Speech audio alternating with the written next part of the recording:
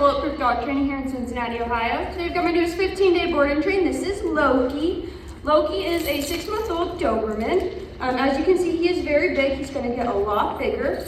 And that's kind of part of the reason he's here. His owners want to have some better control over him. He's very strong.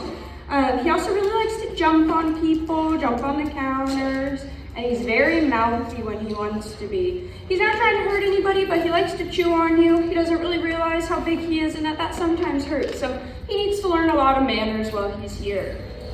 Before we get started with Mr. Loki, why don't we go ahead and see if he knows any commands.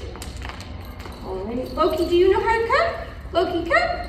Come. Me too, good boy. What I said? Loki, you want to sit? Good, sit. All right, good sit. Oh, that's a good jump. You sit. Sit.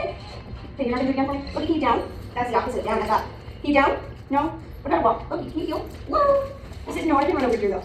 All right, well, obviously Mr. Loki here has a lot of energy, and I think he might be somewhat excited to start training. So why don't you check back in 15 days and see his amazing transformation? Loki, what are you doing? Oh my goodness.